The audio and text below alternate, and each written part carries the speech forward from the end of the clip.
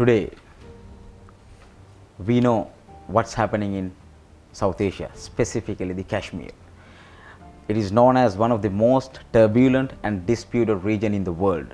We know there are two disputes in the world, two oldest disputes. One is Palestine issue and the other one is Kashmir, the state or land which is located in South Asia, which shares international borders, countries like such as India, Pakistan and some other northern territories which has land contacts or land connections with the China. So we are today we have invited a prominent journalist who is expert about the area, Mr. Latheef Farook here to the studio. So we warmly welcome you to the Thank show. you very much. Thanks. And why don't you brief what's happening and about the Kashmir? Kashmir, as you know, is located in the northern part of India. It has borders Pakistan, India, China and Afghanistan. It has an area of 86,000 square miles and it is one of the most beautiful places in the world, covered with snow-covered mountains, lakes, orchards and so many other the natural features, you know, they call it the heaven on earth. It is so beautiful and attracts poets and writers and others that one poet said, if a dead bird is brought to Kashmir and kept there, it will again become alive and fly. So it is so much, but unfortunately they've been suffering for a very long time. Kashmir was brought under Mughal Empire in the 14th century. In the year 1422, Zainulabdin, the Mughal ruler, Zainulabdin, became the ruler of that place. He was ruling the Kashmir area up to 1474. This 52-year period is called the golden era in Kashmir history. But they enjoyed peace, they enjoyed calm. They're basically farmers. 4 to 5 months a year, you can't cultivate anything there because of cold. And so peaceful people, maybe we can say one of the most peaceful people in the planet. They're all Muslims and very conservative people, good people. And in the mid 15th century, Akbar the Great borrowed this annexed Kashmir with Mughal Empire. And this continued even after that. They were not suffering. They were peasants, you know, they were farmers, you know. When the weather was good, they cultivate fruits and they export them. So life was going on peacefully. And that time in 1815, this continued for up to about 3 centuries. Then 1856, that is mid-19th century, it came under British imperial power. And when it was under imperial power, the British rulers, they sold Kashmir for 750,000 sterling pounds. That is 7.5 million Indian rupees to Jammu Hindu Maharaja in Jammu, not in Kashmir. You mean Hindu Maharaja means Raja Hari Singh? Raja Hari Singh. Yeah. It was sold to him for 7.5 million. This is a state. It's a very interesting This is a princely state. Yeah. I think most people are not aware about this. Most people, they don't want the people to know what the truth is. That is the problem in the media, is hiding everything here. You see, this 100% is a predominantly Muslim area. And how can the British, they sell for 7.5 million sterling rupees, that is 750,000 sterling pounds, to Maharaja Hari Singh of Jammu. It's not in Kashmir also. And it was sold to him over and above the people's wish. People objected, you see. They vehemently objected. Jammu in the sense the territory which is now under Indian control? Or? No, I'll come back to the Indian control later. Indian control came later. So now this is under, when it came under British imperial power, they sold it to Hindu Maharaja of Jammu, not Kashmir. So they sold Kashmir, Muslim Kashmir. And moreover, people not consulted. They didn't know this, a secret agreement. So then it came under Maharaja. Maharaja was known for atrocities towards Kashmir. You know, the Kashmiris, the income was 22 rupees. They were taxed every possible way, they were taxed. Even today. Even today, the misery continued. They fought. When they fought, Maharaja, like what Modi is doing, lynching and killing, he skinned the people alive. Skin. And the atrocities committed by Maharaja was so much that there was a guy called Banerjee. He was the prime minister under Maharaja. He said, I just can't put up with this, the atrocities. My conscience won't pull. He resigned and went. Went back to Bengal. But yet the atrocities continued. And then we'll come back, 1947, Indian freedom struggle started, and in 1947, India was partitioned. That's a different story. Once that was partitioned, Kashmir was not part of India. There were 4 princely states. They were one of the princely states, independent states. So when Pakistan and India were created, when partition took place in 1947, and new country, Pakistan, India divided into 2 different countries, Kashmir was not part of India. Kashmiris were independent lot, princely state. So the British government, imperial power, India agreed, Pakistan agreed, said, we will decide the destiny of Kashmir after holding a plebiscite. So, hold on, the princely state in the sense like, why don't you, elaborate a little? It was princely. Because there were more other princely states, I think. No, there are 4 princely states. One of the 4 princely states, like Hyderabad, Junagadh. Nizam and Hyderabad, Nizam, they just took over, they sent the troops and took over. But here it is difficult because... Those are Muslim princely states. Hyderabad, Muslim... And Hindu, Muslim ruler, but predominantly Hindu area. Hindu and Muslims are living there, Hyderabad state. They were both living together. Modern Telangana. And Telangana. But in the case of Kashmir, there were Muslims.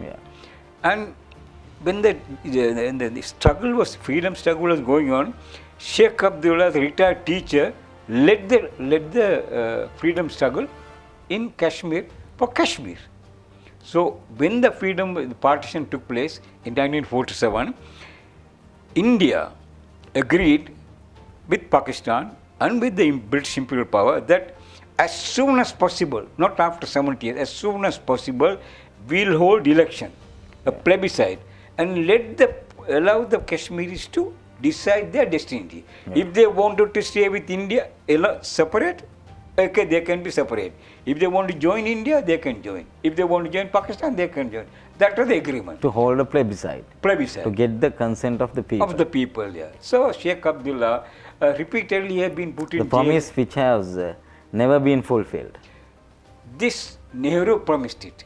In a letter sent to Liaquat Ali. No, I didn't want to disturb you actually. No. In a letter sent I want you to keep your flow actually.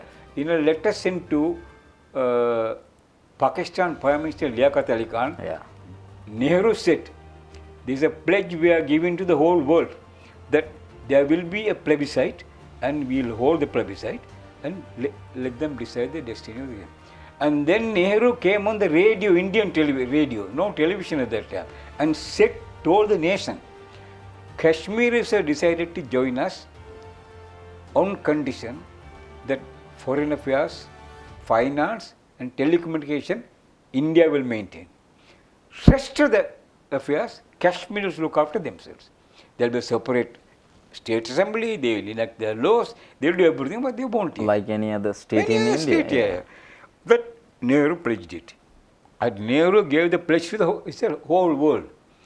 Then, according to present reports emerging now after the Kashmir this thing, although Nehru agreed, they came on the television, he told the United Nations and he told the Liaquat Ali Khan, Pakistan Prime Minister, yet he was not at heart willing to part with it.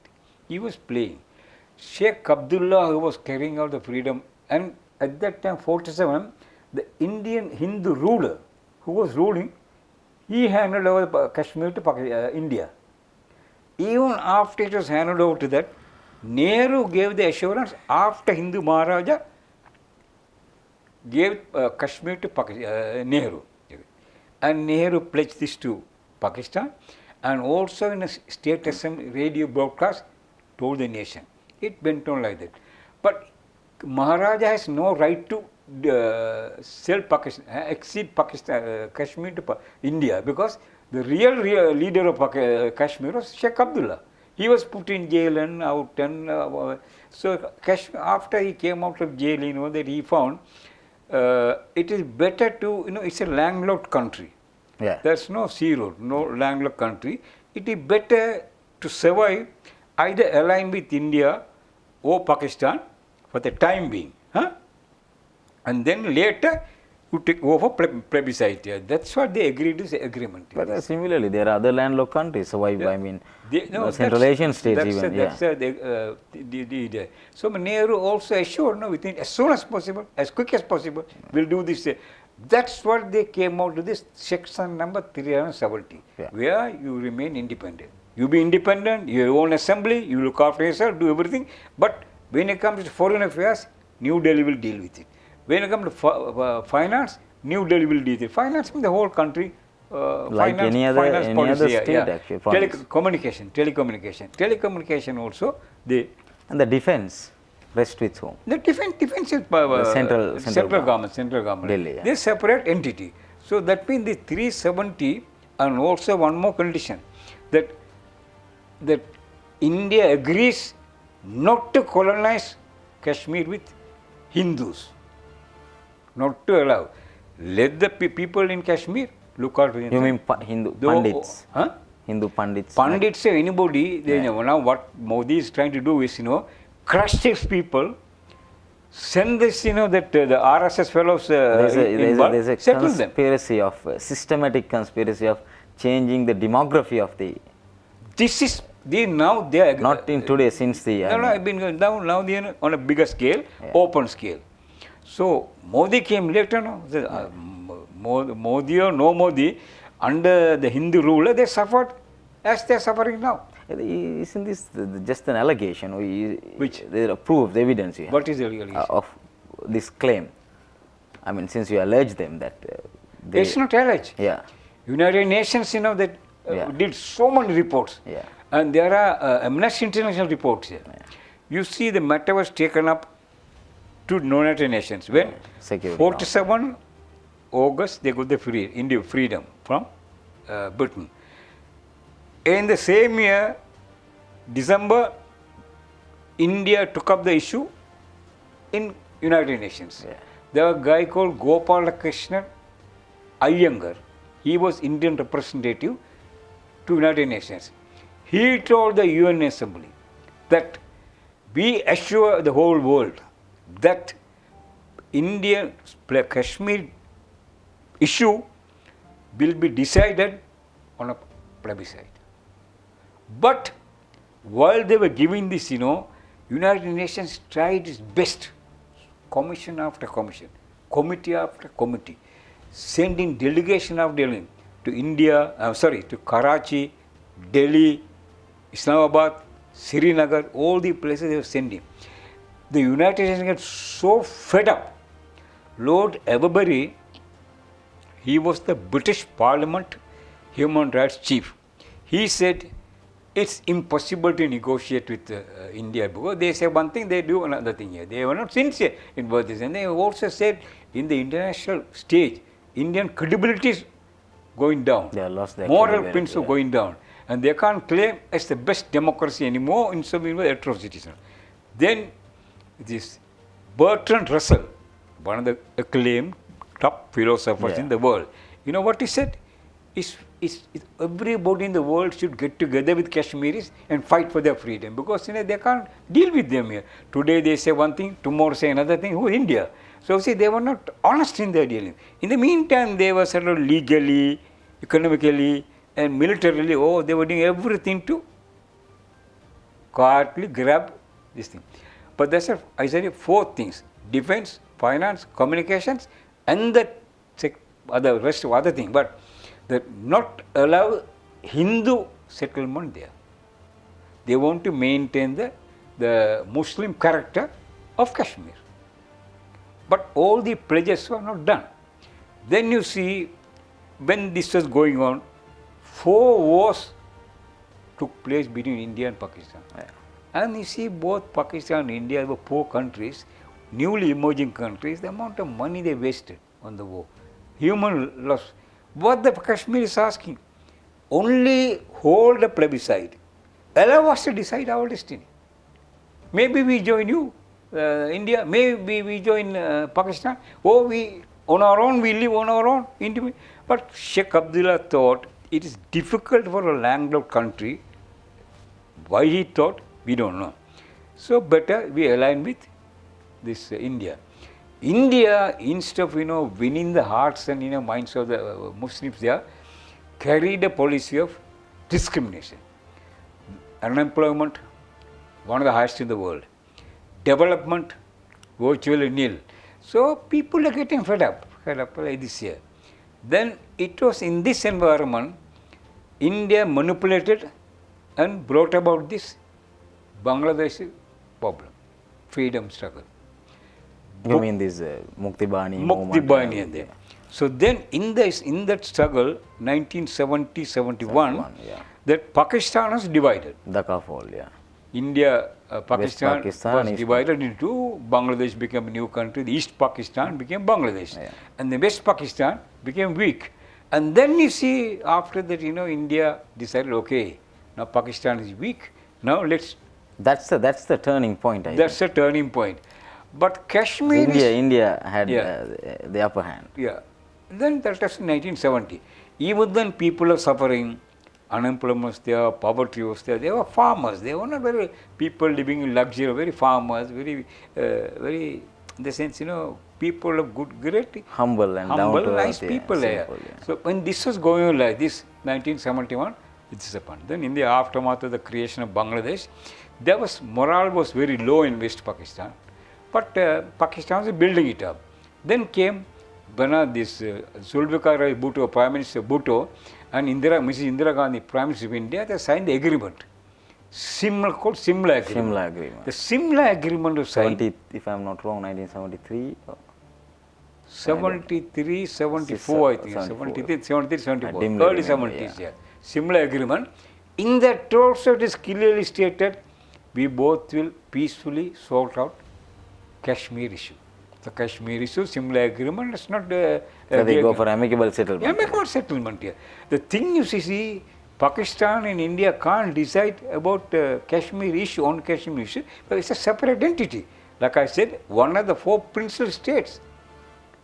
Sheikh Abdullah decided to align with India temporarily until such time plebiscite is done. So they were not holding the plebiscite. When the United Nations. So why Sheikh Abdullah? Let me take back to there because it's a very important question. Yeah. Because Sheikh Abdullah himself decides not to align with Pakistan, but to still stay with India. Yeah. That's what your statement is, right? Not my statement. Yeah. What has happened? What has happened? Yeah. Okay. Sheikh Abdullah has been repeatedly sent to jail. Yeah. So once it was. You mean he was under pressure? Very strong pressure. You see, Nehru was not sincere with him. But there is another reason, because before I also went through for certain notes and understanding. So look at the nature of, it's not because of the political structure of Pakistan, then Pakistan, before the Bhutto's arrival. Wasn't it the military setup there? The dictatorial regime, despotic setup. No, we should. But India, it was a democratic setup was there. India opted for democracy. Yeah. India also, they scrapped this, princely, princess and royal system and all those things, and also opened the country with education. Today you see the fruits. Indians are educated here. But Pakistan, because India has been manipulating from the day partition took place to destroy Pakistan. So they knew that here. And I'm not in favor of military dictatorship, but military dictatorship really saved the country. But also broke during President Yahya Khan's time. Yahya Khan's time, it was the corruption in the country made for the defeat of 1965 war. No, 1970. The breakup of Pakistan was possible into two, creating Bangladesh, only because of the corrupt system there in the military and in the government system. That is the other part. They contributed. But then they realized, after the breakup, democracy came. Bhutto was elected president. But this went on. But at that time, this quietly Kashmir issue was not getting priority, because Pakistan also became weak.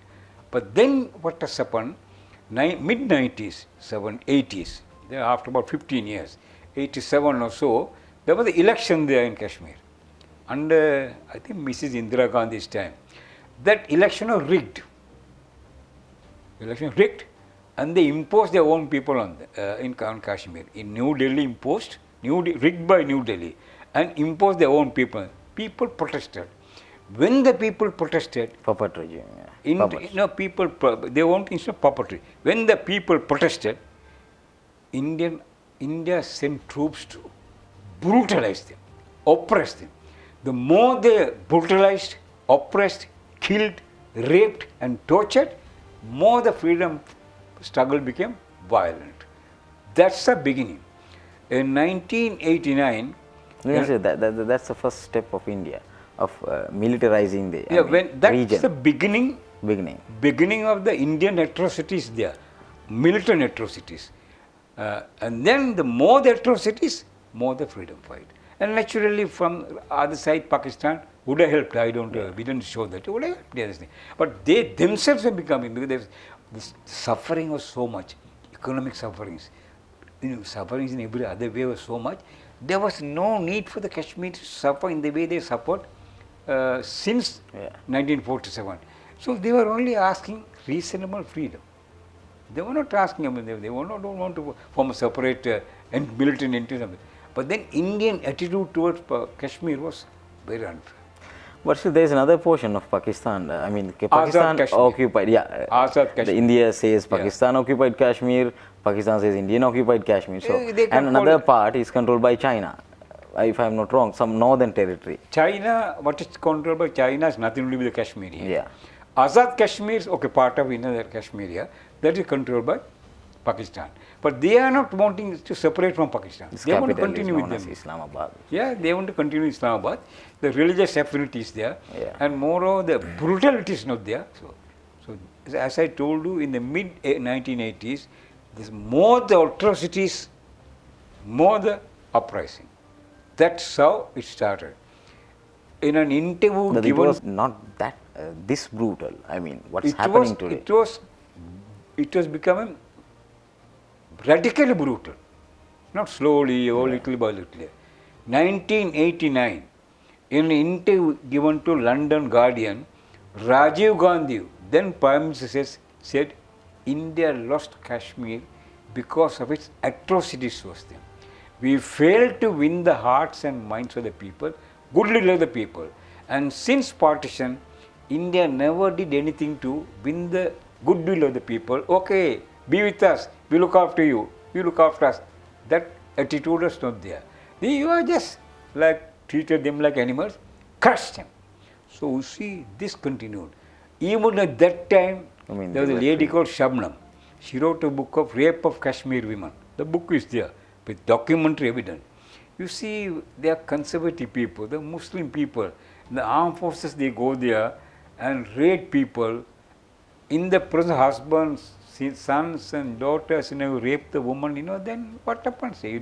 After that, they are not normal living. This is what happened. Indira, Rajiv Gandhi said this, the atrocities. The atrocities are recorded. This is not recorded by a Muslim fellow or any pro-Kashmir.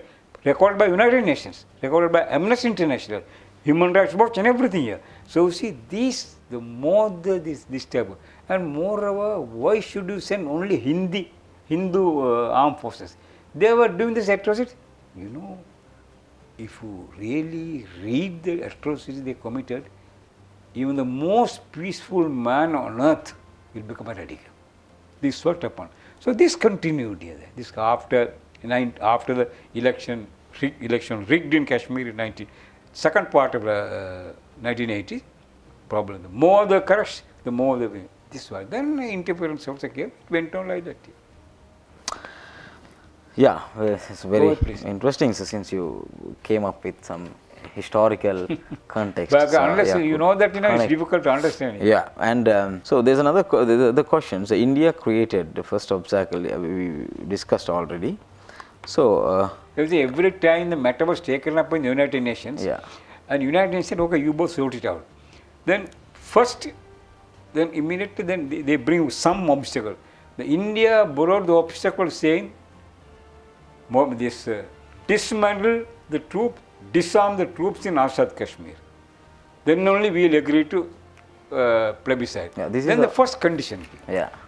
So that's after that one after the one. Yeah. That's what Bertrand Russell and even Lord Avebury, for them to say that India says one thing, that's one thing. They were not honest from the very beginning. This one, up to So date. neither they are honest with the Kashmiris nor with the world. They are not honest with themselves here. Yeah. So the other question is that, is there any link with this? I mean, these two states, Pakistan and India, they are interested with the Kashmir. So one claims this belongs to us, let us annex it. So that's how India has deployed there more than 700,000 troops. Now. Yeah. Now more now. than around So 700,000. if I am not wrong. Yeah. So when it comes to Pakistan, they have their own setup, their own way of claiming it, their own, the justifications, right? Main thing is that Muslims, predominantly is a Muslim state. So it was always an independent state. That's the claim. Princely state. Yeah, princely state. So Yeah. my question is, so these two are nuclear giants in South Asia. Yes. So what is the impact on this? I mean, how it affects the region, You see now. and how do you see? Now, 3-4 days ago, Prime Minister Imran Khan clearly said, you continue to brutalize them. And Pakistanis have continued to object them. Worldwide, the governments worldwide, for example, United States, Europe, European Union, they're all with India. Both they're the anti-Muslim wave is there all over the world. They're killing Muslims everywhere. Whole of Middle East is destroyed. 60 million Muslims were killed. They don't talk about Sri Lankan media. They don't know about it to talk here. They're Sri Lankan media. It's a racist media, one-side media. They don't know how many articles they are publishing on Kashmir. No, they don't publish it. So, my opinion, I'm telling you. I'm a journalist. We do talk about I'm UTV. see, Do. Yeah. that's what now he was warning. It can get out of control. So now for the last 6 weeks, what's happening? No telephone, no mobile telephone, no other telephone connections, Yeah. no internet. What about other rich people? They were all having gunny bags of rice inside the houses. No. You see now 6 weeks you can't get out of the house. What do they eat? What about medicine? Mixing up together. So see, the country is starved now, starved. It's an indirect form of genocide by the man, very same man who committed genocide on Gujarati Muslims. So it is not nothing new for Modi, Prime Minister Modi. He committed genocide on February 2002 on Gujarati Muslims. But he was cleared by this Huh? Indian Supreme Court, if I am not wrong. Indian Supreme Court, where the justice in the Indian Supreme Court here? If the Supreme Court really go through the evidence, should be tried. The United States, are they mad to impose travel ban on Modi? They didn't allow. Even all over Europe, they didn't allow because he was guilty, found guilty. What is it? Where is the justice now? You see now what's happening in Ayodhya? What's happening in Indian judicial system? This Bharatiya Janata Party, brother, I tell you, you must understand. They don't believe. Hinduism is one thing. Hinduism of Vedas, one thing. They are the most peaceful people. Now, when I was in the Gulf, some of my best friends were Hindus. I find they have heart. They are decent people here. But this BJP, the product of one of the face of RSS, they have nothing to do with Hindutva. What is Hindutva? 47,000 attack on Muslim villages and Muslim towns since 1947 in India. Every time there's an attack, burn the houses, burn the shops, burn the factories, kill the people, rape women. In Surat, they not only raped, they stripped women naked, video film, 1990. So that is the atrocity, Hindutva. Hindutva and Zionism, same. They are together now. But Hindus don't mix with them. You see, you must always remember Hindus are those who follow Hinduism, very peaceful people. I know a lot of people, some of my good friends here, they are nice, honorable people here. Don't mix up the Hindutva with Hinduism here. But one thing, unfortunately, whether in the Congress party or BJP, atrocities continued in Kashmir. Yeah. So still you didn't explain about the Oh, nuclear. Nuclear, that's what... Both the countries claims the peaceful resolution. No. Nuclear, India should have known Pakistan's nuclear power. At some stage, it came to say, okay, it might end up in war between the two countries and may, at some stage, One of them may use nuclear. The threat is there now, today, more than any time in the history. The threat is there. The entire region will be wiped out. How can you say? You see, I must also tell you my personal view. India is such a great country, very ancient country. Civilization flourished. See, now recently a lady says, under Muslim India, India was the richest country in the world. 27% GDP. Now under Modi's government, 5% GDP. And no Hindu was lynched, no Hindu was raped, no Hindu was killed. So the Hindu ministers, Mughal kings married Hindu women. So the Hindus and the Muslims are living well. This is a fascist movement. A fascist movement. But unfortunately, wealthy Brahmins, rich Brahmins, and industrialists, businessmen, media supporting them. So, yes, Nuclear threat is always there. It can happen any time. If the war is declared, war happen, at the rate India is going, I don't think the people in India are in favor of this. They would like for a peaceful settlement. Now see people like, the Palakarupaya and the lady, that professor, what? See India, you mean Modi's Chief Minister from Kashmir region. Modi is criticized in India more than anywhere in the world by the Hindus. Don't underestimate the other side of Hindus here. They just managed, and some people say there was a Hyderabadi fellow who lives in Los Angeles. He wrote an article. In that article, he said this election is rigged. But he had a landslide. I mean. That's what I'm telling you, rigged. Yeah. Israel was deeply involved in this. Last election, 182 crore rupees in Israel spent. And today, who is fighting in Kashmir? Indian force. Israeli and the Indian forces. They are together fighting. Brutalizing. Pellets. Where are the pellets? Yeah. This is the problem, I tell you. So the threat is always there. And Prime Minister Imran Khan has clearly explained that. So you see, their aim is Ahan Bharat. That means Great Bharat. Akhand Bharat. Yeah. You know what? Where is the border? From Afghanistan. That means Pakistan is part of India. Under their Great India. And up to Thailand. Where does Sri Lanka comes? In between. Did any journalist in Sri Lanka write about it? No. They don't think like that. They are full-time busy anti-Muslim. Create lies and divide the community. Our media here. This is a serious matter, my dear. You see, that guy that in an interview with Al Jazeera, his secretary, Madhav, he said, our border under Greater India is from Pakistan to Thailand. You mean, are you connecting, reminding the all these Greater India? Part of that only they have dragged Kashmir. Former 10th, 9th, 10th, 11th century, this Tamil, South Indian invasion took place in Sri Lanka. You remember that? That is 10th century. Yeah. From 1017 to 1070, Cholas ruled Sri Lanka. Yeah. So, and they extended till Southeast Asia. Yeah. That is another north. Yeah. But one thing we must admit, brother, southern part of India is the most prosperous and peaceful region in the whole world. Look at Tamil Nadu today. Muslims are there, Hindus are there, Christians are there, Gujaratis, all are living peacefully. There is no difference. The great foundation laid by great people like E.V. Ramasamy Periyar, Giri Annadurai, and all these people. See the fruits.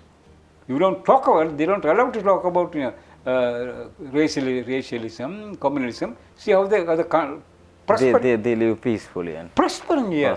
Poverty is there. Even in poverty, there is peace. There's no growth is there, but that is not there in the north. Why? North illiteracy.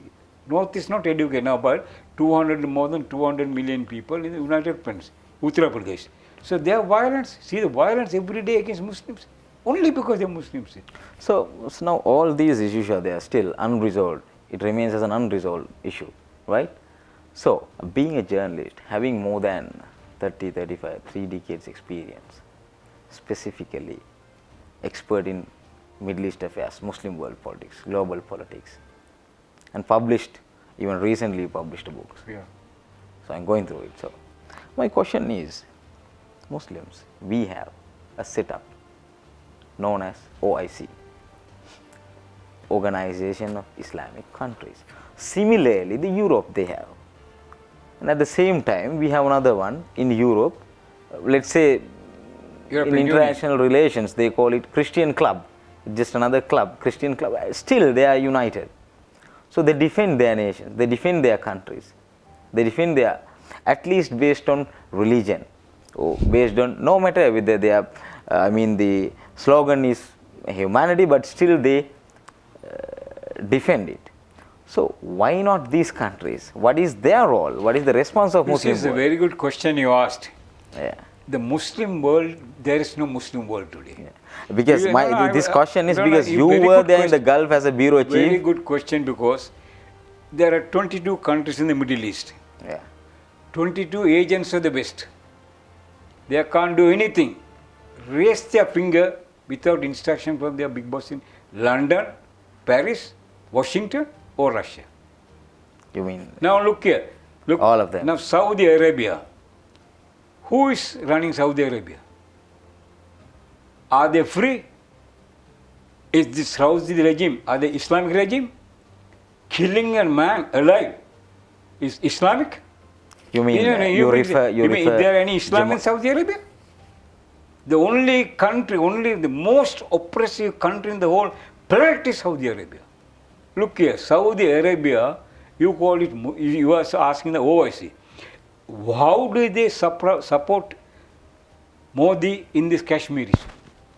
Now, while Modi was, Prime Minister Modi was brutalizing Kashmiris, Abu Dhabi, Sheikh Mohammed bin Zayed is meeting. giving the highest award to Modi. So what does it show? They are bankrupt rulers. They can't lift their finger. Tell me one, I lived in the Middle East, you can't talk. Actually, 22 Middle East countries have 22 prisons. You can't talk. You mean all In of them? Egypt alone, there are 66 spy networks. I do visit Egypt frequently those days when I was there. You see, when I go there in the evenings after the work is done, But I take my friends to walk along Nile River. And everyone with whom I walk, what they do? They turn this side, turn this side. So everyone, what's the problem? There may be some spy. Boy, you don't look like an Egyptian, you look like an Indian. This is the fear. I lived in, you see, I survived as a journalist You mean during Hosni Mubarak? in the Gulf. The guy called Osman Bari, he was a British, became Muslim, an expert on Islam. He asked me one day, Farook, how do you survive? I myself didn't know. I do write about Palestine cause, injustice towards Muslims. So all this, injustice, anybody I write here. So see, but then you see, I don't know, I myself didn't know here. But that is state where you can't talk. People are brutalized. You see, they are kept there. Now, for example, Egypt. Now, we are deviating. $6 billion worth of arms. No, you are not deviating because you are connecting things. $6 billion worth of arms buying from America. F-16, all the weapons. For what? Tomorrow they are going to buy it. Egypt is satellite state of Israel today. And what is the need for Abu Dhabi to buy jet fighters, weapons, billions they are spending? Why to Iran? You have to live with Iran. Most of the people in UAE are of Iranian origin. And moreover, they are your neighbors. You have to live with them. The day the oil wells run dry, Americans will run away. British will run away here. They won't be there. They are there only because these guys have money. So this, without this, they don't understand. But you see, can you fight with Iran? What is the need? 1979, Ayatollah Khomeini came out with Islamic Revolution, toppled the rotten dictator, and they called Islamic Revolution. It's a, I'm coming back. What did they do? Israel was alarmed, France was alarmed, Britain was alarmed, America was alarmed, Russia was alarmed by Islamic Revolution. I go, this will spread. So before they will finish it off, they got together with Saudi Arabia, put forward Saddam Hussein to invade Iraq. Saudi was instrumental and financing later the war. 1.2 million Iraqis and Iranian Muslims died. 800 billion lost to both countries. What do they need? Saudi, correct. So brother, you said there is nothing called Muslim world. These 22 rulers are, now I tell you, how can they sort of keep quiet when Indian forces, Hindu forces, brutalizing the Kashmiris? Now what's happening?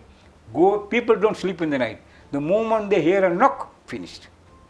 They open the door, break open the door, get into the house, grab the young boys and girls in the presence of parents, taken out. What happened to them? You know, those who are living close to army, the areas, they say, now night they can't sleep with a screaming noise, torturing. You see, last 2-3 weeks or 4 weeks, the number of articles coming in the Western papers about the tortures with pictures. If India is really serious about living together with Kashmiris, what they should do? Now, all politicians are in jail, under house arrest. Without politician, you can do any job. With whom I will negotiate? What they are not negotiate. They don't talk. Eliminate them. It's a kind of invisible genocide is going on there. Eliminate them and flood the place, colonize the place with, like Israelis are colonizing West Bank and other places, colonize the place with the Hindus. So do you think, is it possible for India to continue No, with it's this? not possible because I don't, in the India... There is no end for this? The end is, when it goes beyond a certain limit, the Pakistani people respond. Muslims worldwide respond. Do you know the type of demonstration going on in the UK, Paris? Let me stop you here. Yeah. So you said Muslim world will respond. Muslim so world. Where was this Muslim world? Rulers. Yeah, Muslim. I tell you, when you say Muslim world, you say Muslim rulers. Yeah. Muslim rulers, they are only worried about their own. You said Muslim civilians. Power. Yeah. Civilians are responding. I have a question for that this. might lead to a major uprising. Where were these Muslim civilians when there was, brutal genocide took place in the Rohingya, area, Arakan region? No, Rohingya, they're the Muslims world, the Muslim. They protested every possible way. There, New York, Washington, London, all over the world they were demonstrating. What can they do? They are not an armed force. They are civilians here. They can only in the civilized way they can express their displeasure. That's it here. But the governments, only man like Mahathir Mohamad, Erdogan, or Imran Khan now, they will talk on behalf of Muslims here. Tell me one Muslim leader. Actually, in the Middle East, you can't call the Muslim leaders here. They have separated Islam from them. They have nothing to do with Islam. I lived there. What do you mean by that? I mean by that they don't want Muslims there. Since there are a lot of, different versions of Islam. No version. They don't believe in helping Muslims. They don't want Muslims in the Gulf states. They take pleasure in having 4 or 5 British executives. And they talk big about it. And you go to UAE, you will see who is controlling there. India is controlling UAE. Huh? India is controlling, Gujaratis are controlling the gold market, Sindhis are controlling textile market, Malayalis are controlling the whole office and all those things. So you see, they are the Bedouins, the ladies are getting educated. People are getting educated and they are beginning to realize what the rulers are doing. Now you see, all of them, they are under Israeli control. All 6 Gulf countries, including Saudi Arabia.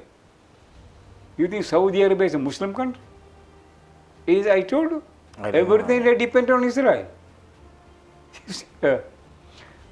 Trump said Saudi won't. These are serious allegations. President Trump said, Saudi can't survive for 2 weeks without us. Because? I'm not saying that. Trump says. Yeah, reason? Reason? They depend on them. All the money, oil wealth, looted, kept there. Kept there. So in fact, aren't we in even Sri Lanka? It's the modern way of living. Is like we being independent. No, modern way that your wealth, you invest in your country, invest in your people. That for their betterment. And moreover, the oil wealth doesn't belong to the ruling family.